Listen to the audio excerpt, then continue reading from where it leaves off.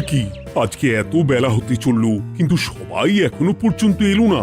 এই সব হলো কুঁড়েমির লক্ষণ মহারাজ।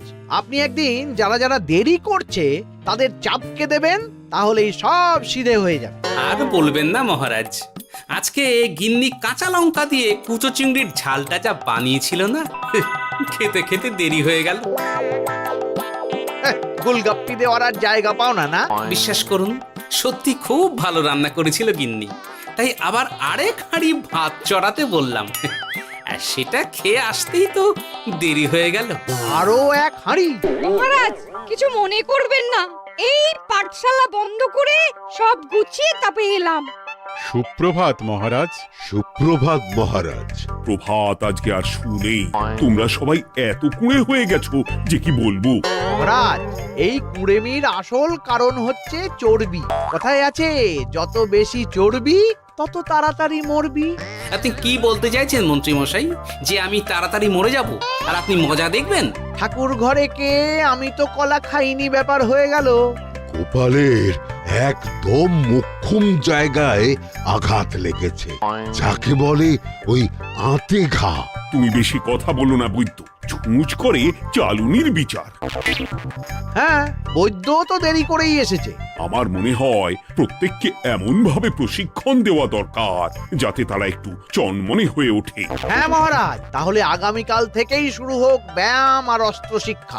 হ্যাঁ, কুঁড়ে থাকলে রাজ্যের কোনো বিপদ আপদেই সভাসদেরা কাজে আসবে না। ঠিক বলেছেন মহারাজ। তাহলে আর দেরি কেন, চলো সবাই এখনই আমরা মাঠে যাই। এই তো মহারাজ ভরপেট খেয়ে এলাম, এখনই মাঠে? ওসব অজুহাত দিয়ে লাভ নেই, চলো চলো চলো।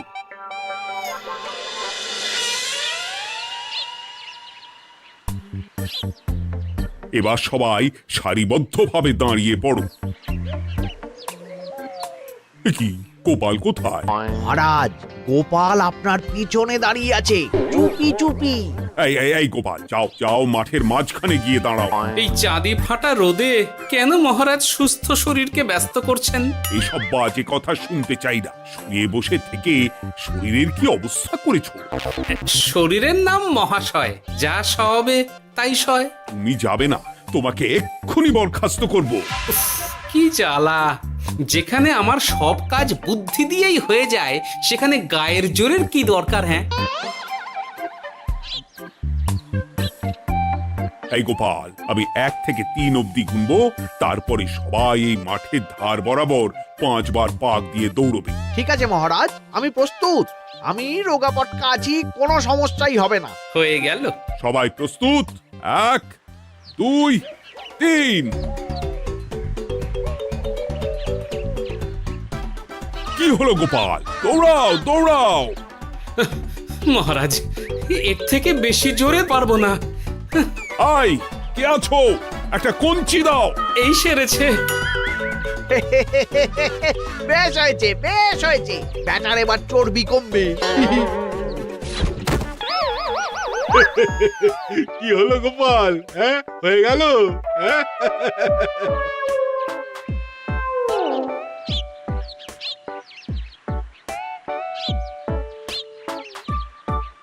এই গুলটে, উঠি, আমাদের দাদু উল্টে গেছে। হ্যাঁ, তাই তো দেখছি। চল চল গিয়ে দেখি।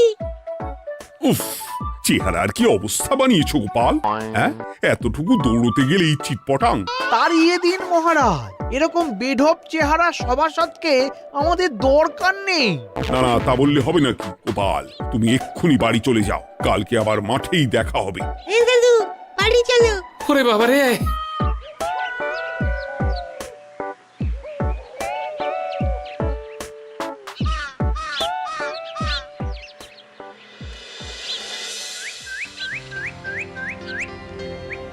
আরে ধুর ছাতার মাথা, তখন থেকে জল খেয়েই চলেছ। কি হয়েছে সেটা বলবে তো? শরীর চর্চা হয়েছে, শক্তি খরচা হয়েছে, আর পারছি না। উফ, বাপরে বাপ, কি পায়ে ব্যথা! এই জন্যেই আমি বলি বাপু, একটু বপুটাও নড়াও, কিন্তু কার কথা কে শোনে? ওরে বাবা, অকারণে সুস্থ শরীর ব্যস্ত করবো কেন বলো তো? বেশি নড়াচড়া করলেই আয়ু কমে যায়। তোমার এই বাজে কথা কোন শাস্ত্রে লেখা আছে শুনি? শাস্ত্রে কেন যাব, বাস্তবে জলজ্যান্ত উদাহরণ আছে। আমি মানতে পারছি না। হুম, মানতে পারছি না বললে তো হবে না, তোমাকে মানতেই হবে। বেশ, প্রমাণ করো। আমি যদি তোমাকে প্রমাণ করে দিতে পারি, তাহলে আজ থেকে বাড়ির বাজার দোকান করার দায়িত্বটাও তোমাকেই নিতে হবে। দিদা, তুমি তো ফেঁসে যাবে, দাদুর সঙ্গে বাজি লড়বে না। এই বাদ দে তো, তোর দাদু আগে প্রমাণ করুক যে বেশি নড়াচড়া করলে বয়স কমে। হ্যাঁ তাহলে বাজি? হ্যাঁ, বাজি। আচ্ছা ঠিক আছে, বেশ। তুমি তুমি একটা পশুর নাম বলো তো, যারা খুব তাড়াতাড়ি দৌড়োয়। ঘোড়া, হরিণ, চিতাবাঘ আরো আছে। আচ্ছা, এবার সবচেয়ে আস্তে আস্তে কোন পশু চলে, এরকম একটা পশুর উদাহরণ দাও। কেন, কচ্ছপ? এই তো পেয়ে গেছে উত্তর। এবার তুমি বলো তো, কচ্ছপ কত বছর বাঁচে, আর ঘোড়া, হরিণ, চিতাবাঘ এরা কত বছর বাঁচে? চিতাবাঘ, ঘোড়া কেউই 30 বছরের বেশি বাঁচে না, কিন্তু কচ্ছপ 300 বছরও বেঁচে থাকে। হেরেছে, হেরেছে, আমার বউ হেরেছে। উফ, জীবনের কত বড় চাপ নেমে গেল। হ্যাঁ, এই তুমি আমাকে এভাবে হারালে। তখনই বললাম দাদুর সঙ্গে বাজি লড়তে যেও না। নাও, এবার খেলা সামলাও।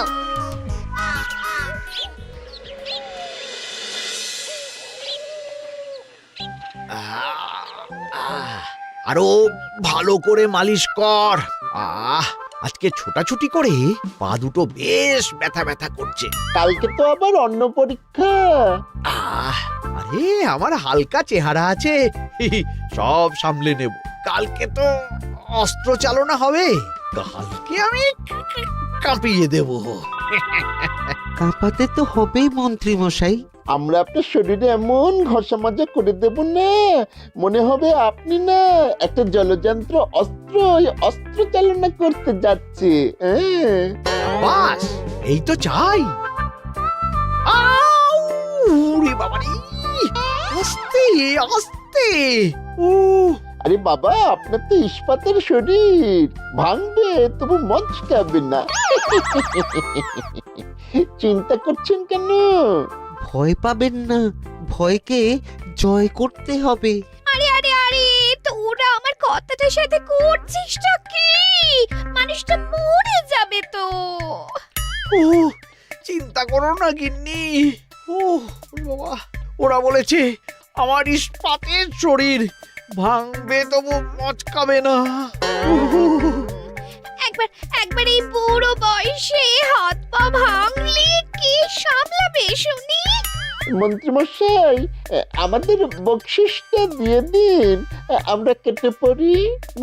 বাবারে বাবা, দিচ্ছি, এনে। এত খাটানোর পরে এতেই এখন খুশি থাক। হ্যাঁ,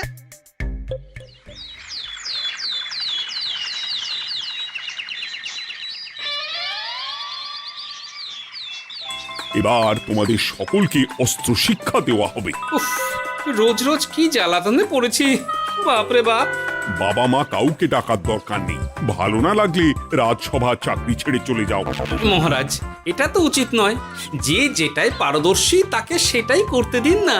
একটা বাঁদরকে যদি আপনি বলেন শিকার করে মাংস খেয়ে দেখা, সে কি পারবে মহারাজ?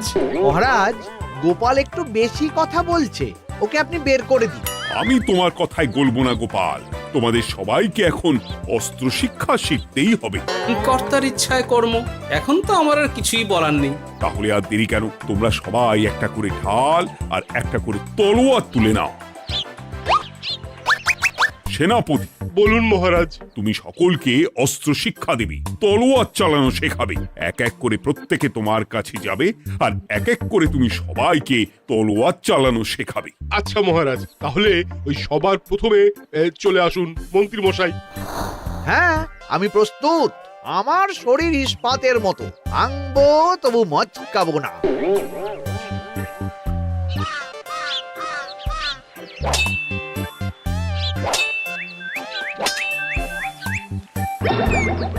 কি, কেমন দিলাম? অত সহজ নয় সেনাপতি। আমি মন্ত্রী এমনি এমনি হইনি, আগে অস্ত্র শিক্ষা শিখে তবে মন্ত্রী হয়েছি। এটা কি হলো? হ্যাঁ, আপনি অস্ত্র শিক্ষায় পারদর্শী, কিন্তু আরো বিচক্ষণ হতে হবে। কারণ আজকে এই পাগড়ির জায়গায় আমি যদি তলোয়ার আপনার গলার দিকে চালাতাম, তাহলে কিন্তু আপনার এই ভবলীলা এখানেই সাঙ্গ হয়ে যেত। ঠিক আছে, ঠিক আছে, মনে রাখবো। এবার বাকিদের তো ডাকো। হ্যাঁ, এরপরে তলোয়ার চালানো শিখতে আসবে গোপাল। গোপাল দাদু, গোপাল দাদু। বাবা বাবা বাবা, গোপাল তুমি আবার দল বল নিয়ে এসেছো। দেখি তোমার কত দম। গোপাল, তুমি প্রস্তুত হও। হ্যাঁ হ্যাঁ, আমি প্রস্তুত। ওরে বাবারে, এ তো ভয়ানক চাপের কাজ, আমাকে বেশ বেগ পেতে হচ্ছে। সামলাও গোপাল।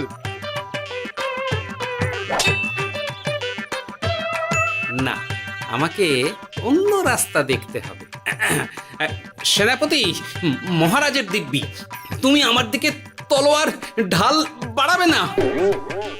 এই এই, এটা কি হলো? সত্যি তো, এটা কি হলো? গেল গেল গেল গেল গেল গেল গেল, দুটিটা খুলে গেল গো। দেব নাকি এবার কুচ করে কেটে? জিতে গেছি, জিতে গেছি। এটা কি হলো? শত্রুপক্ষ কখনো কারো দিব্যি শুনবে না। আর সেনাপতি, তুমি কি ওখানে দাঁড়িয়ে দাঁড়িয়ে মজা দেখছো? আমি কি করব মহারাজ, গোপাল যে আপনার দিব্যি দিয়ে দিল।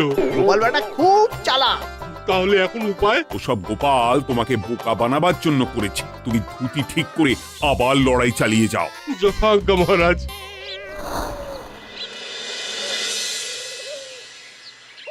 কিরে ন্যাপলা, তোদের দিদা আমার জন্য কি রান্না করে পাঠিয়েছে রে? এই তো ভাত, আলু সেদ্ধ, এই পুঁই শাকের ঝোল আর রুই মাছের ঝাল। আর তোদের যে তোষক, বিছানার চাদর আনতে বলেছিলাম, এনেছিস তো? ওই তো দাদু, পুটির গুলটে আর বাকিরা সবাই ধরাধরি করে নিয়ে আসছে। ব্যাস, তাহলে তো আর কোনো চিন্তা নেই। খেয়ে একটা জব্বর ঘুম দেব, কারণ এখানে যা রঙ্গ দেখছি তাতে বিকেল হয়ে যাবে। তলোয়ার শিক্ষা আজকের মতন এটুকুই থাক। এবার শুরু হবে বল্লম শিক্ষা। সবাই আবার আগের মতন সারিবদ্ধভাবে দাঁড়িয়ে পড়ো। আহ, তোদের দিদা ওই সবটা কিন্তু বেশ জব্বর বানিয়েছে। তোদের দিদার হাতের রান্নার কোনো তুলনাই নেই। আহা, কি স্বাদ! এ কি, গোপাল আবার কোথায় গেল? এই তো মহারাজ, আমি এখানে ওই পুঁয়ের ঝোল আর রুইয়ের ছাল দিয়ে ভাত খাচ্ছি। এসব কি মাঠের মধ্যে খাওয়া? আরে শরীরটাকে তো রাখতে হবে। তাড়াতাড়ি খেয়ে এইদিকে এসো। আসছি আসছি আসছি। এবার আমি তোমাদের দেখাবো কিভাবে বল্লম নিয়ে তেড়ে যেতে হয়। দেখান মহারাজ।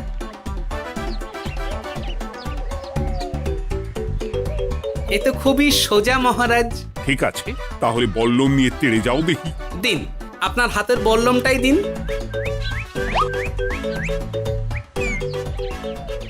আরে আরে, গোপাল তো মাঠ থেকেই চলে গেল। আমি ডেকে আনছি মহারাজ। আরে আরে, ও গোপাল, গোপাল, মহারাজ ডাকছেন। থামো থামো। মহারাজ বলেছেন বল্লম নিয়ে তেড়ে যেতে। তেড়ে গিয়ে আবার ফিরে আসতে তো উনি বলেননি। আরে, এ তো মহা মুশকিল। উনি এক্ষুনি তোমাকে মাঠে ফিরতে বললেন। সেটা আপনাকে বলতে পারে সেনাপতি, আমাকে তো বলেনি। আমি চললাম।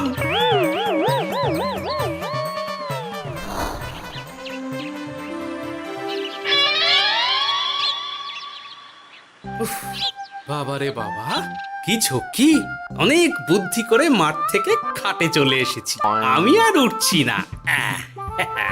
এ কি বলি, তোমাদের তো এখন অস্ত্র শিক্ষা নেওয়ার কথা। হ্যাঁ, তোমার বলা নেই, কোয়া নেই, অমনি বাড়ি চলে এলে। আরে বাবা, ওইসব অস্ত্র শিক্ষা মানেই সুস্থ শরীরকে ব্যস্ত করা। অসহ্য খাটনি, অযথা কষ্ট। কষ্ট করলে তবেই কেষ্ট পাওয়া যায়। হ্যাঁ, তোমায় আমি আগেও বুঝিয়েছি, যেখানে বুদ্ধি কথা বলে সেখানে দেহের শক্তি নীরব দর্শক গিন্নি। আরে বাবা, সে না হয় বুঝলাম, কিন্তু মহারাজ তো ভালোর জন্য সবাইকে অস্ত্র শিক্ষা দেওয়ার চেষ্টা করছে না? আরে বাবা, যার যা কাজ তাকে সেটা করালেই পারে। মহারাজ তো সেটা বুঝতেই চাইছেন না। আমি এখন ঘুমো।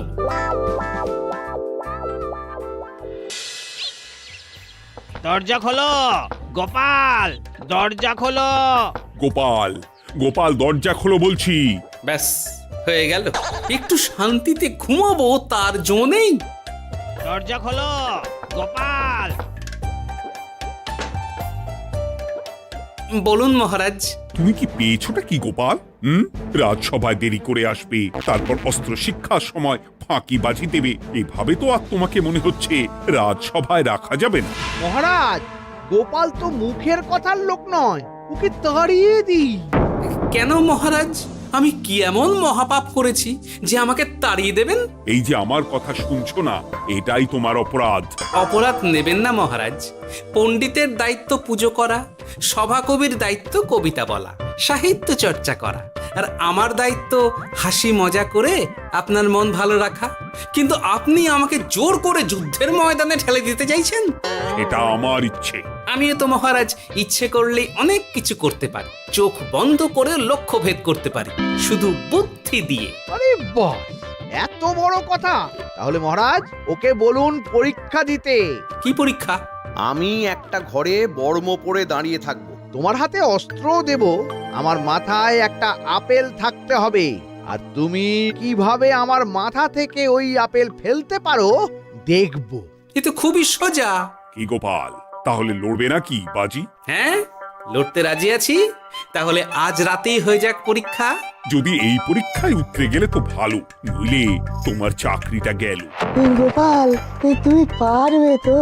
সে দেখাই যাবে। আজ রাতে তাহলে রাজবাড়িতে দেখা হচ্ছে। যদি আমি এই পরীক্ষায় বিফল হই, তাহলে আমার চাকরি আপনি কেড়ে নেবেন। আর যদি সফল হই, তাহলে মন্ত্রী মশাইকে শাস্তি দেবেন। আমি নিজে সারা কৃষ্ণনগরে নাক্ষত দেব। বেশ, দেখা যাক।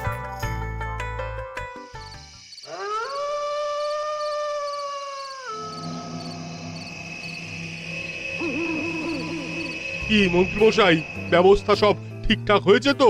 হ্যাঁ, এবার শুধু গোপালের পরীক্ষার পালা। আমি তাহলে বাইরে গেলাম, গোপালকে পাঠিয়ে দিচ্ছি।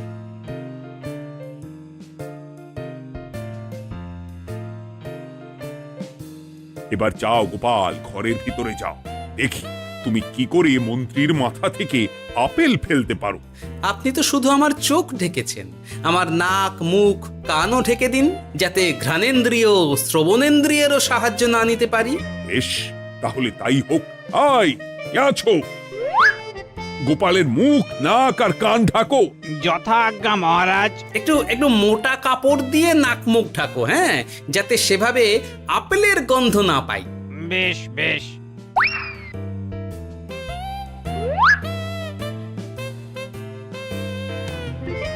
যাও গোপাল।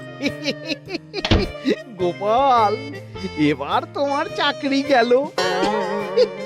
এবার তুমি কি করবে? কি করবে? দৌড় ঝাঁপে ফাঁকিবাজি? হ্যাঁ?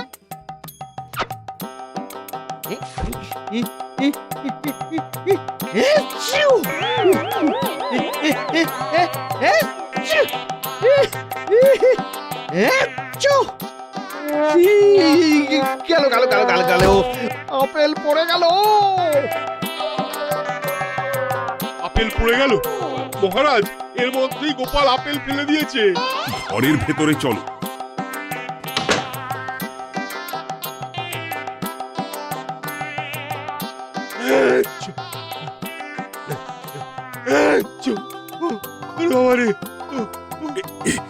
কি ওরে বাবারে বাবা, কি ঝাঁজ! ওরে বাবারে বাবা।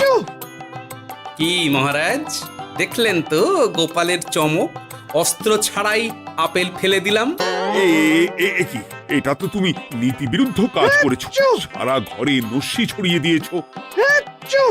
মহারাজ, হাঁটতে গিয়ে আপেল পড়ে গেছে। এবার সারা কৃষ্ণনগরে নাক্ষত দিতে হবে। সত্যি সত্যি গোপাল, বুদ্ধি তো তোমার জুড়ি মেলা আবহার। আমার নাম গোপাল ভাঁড়, একটা কথা মনে রাখবেন, কেউটে সাপের লেজে পা দেবেন না, আর গোপালের কাজে বাধা দেবেন না। যে কাজ বুদ্ধি দিয়ে করা যায় তার কাছে শক্তি ছোট্ট শিশু মাত্র। সত্যি গোপাল, আজ তুমি সেটাই প্রমাণ করে দিলে। আর আজ থেকে তোমাকে তোমার ইচ্ছার বিরুদ্ধে খাটাবো না। তুমি খাও দাও, ভুড়ি বানাও। যার যা কাজ সে তাই করবে। যেমন এখন মন্ত্রী মশাই নাক্ষত দেবেন। হ্যাঁ, ভুল করে বাজি ধরে ফেলেছি, এখন নিজেই চাপে পড়ে গেলাম।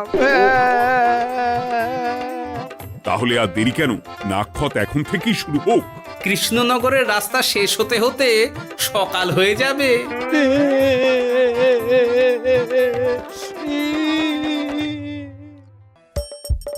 হাসির রাজা, জ্ঞানের রাজা, রসিক রাজা।